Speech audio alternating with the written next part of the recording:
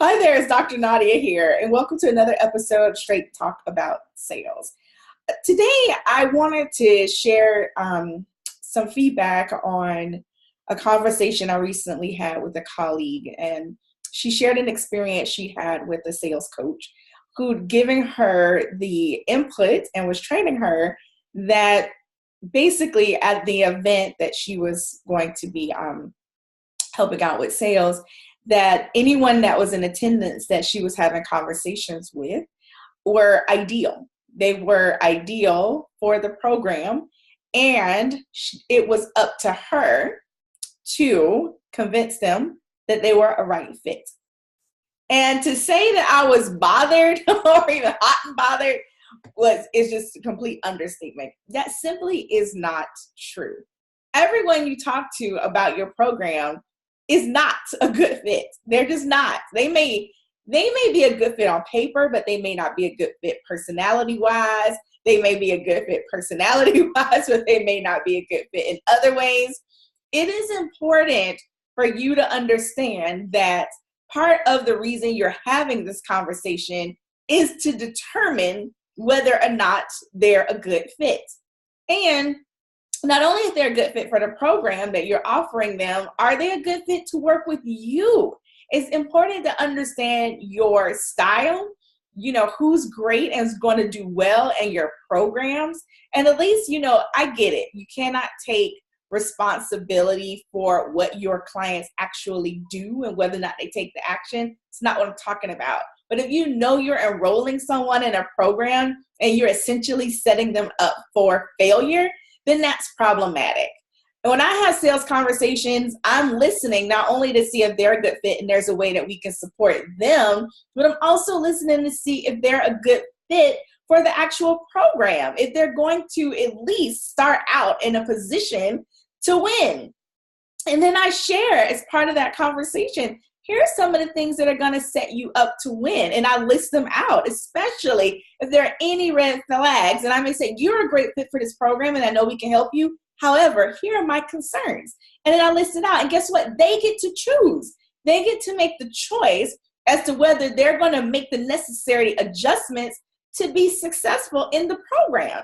But if you go into that conversation thinking that everyone is a right fit, then that's a problem, because now you're going in and trying to convince them and you're not listening to your gut. Because trust me, you're going to talk to some people and everything, all the bells, all the whistles are going off.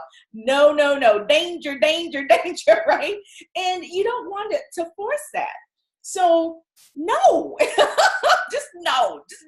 And that just pisses me off that people are out here teaching you that, because it's simply not true.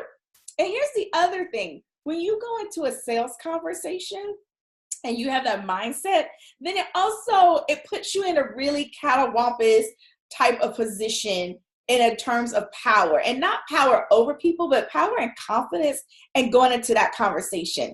And I always liken it to, you're checking them out and they're checking you out. So I want you to always continue, and I get that this will continue to be refined, but you want to know who's a good fit for you. What's your personality? What's the personality or the culture, if you will, of the program you're creating, especially if you have a group program. So now, not only am I looking to see if this person's a good fit, but how is this person going to affect the dynamics of the group?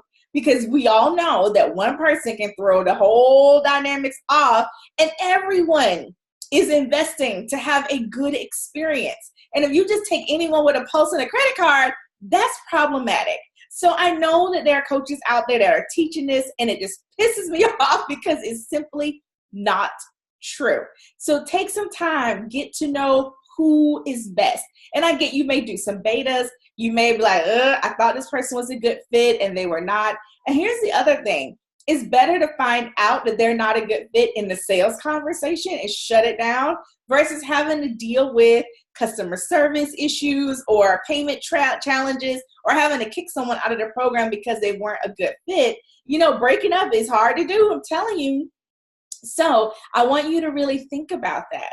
The other thing is get feedback. When you're getting good leads, where are these good leads coming from? When oh my gosh, perfect fit. Yes, yes, yes, on all cylinders. Where are they coming from? So don't be afraid to get feedback from prospects as well as your current and former clients that you wanted to work with, and, get feedback around what made them join the program. Think about it, even do your own debriefs or audits around what made that person such a great fit. But when you're going into the sales conversation, you are doing an interview, if you will. Are they a good fit? Do they fit not only the criteria of what you're going to be teaching in that program or what type of things you're going to be doing for that product or service, but then also personality-wise, are they focused? A lot of times I talk to clients or potential clients, I should say, and they're all over the place. And I'm like, whoa, hold on. You're not a good fit for this. And if you have something else that they would be a great fit for, tell them about it. You know what? I thought you might be a great fit for this program, and I know you may have even applied to be a part of this program. However, based on these reasons, I'm going to recommend you go over here and start here, and we may have to come back to this.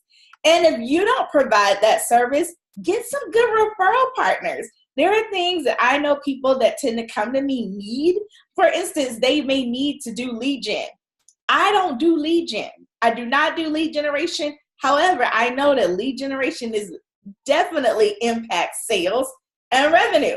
So I have referral partners. I have partners in my network that I'm like, you know what? Let's start here and get this in place, and then you can come back.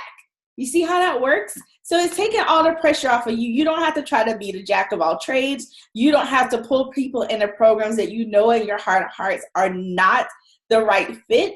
And you can really start to create some awesome partnerships where you can now do the referral partners or power partners, if you will, where you guys can, there may be some cross-selling that's going on where you support your different clients. But everyone you talk to is not a good fit for your program. And of course, as you get better at it, you will have a larger number of people you talk to who are a good fit. But in the beginning, it may run the gamut, just to be honest.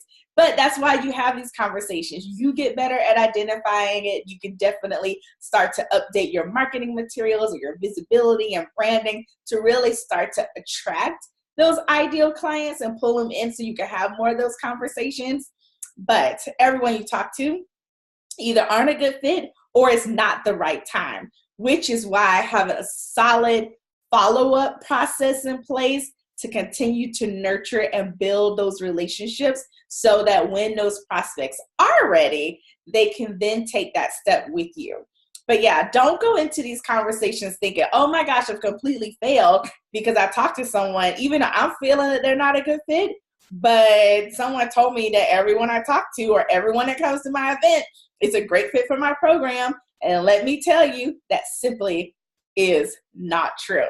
You would love to have some conversation or have a chat, if you will, about challenges you're facing or have questions around, how to close or bringing those conversations in or ways you can improve your sales processes, feel free to schedule a complimentary Fix My Biz session with me. Head on over to meetwithdrnadia.com. That is meetwithdrnadia.com. And trust and believe, if you're not a good fit, I won't have a problem telling you so. I look forward to talking with you. This is Dr. Nadia signing off.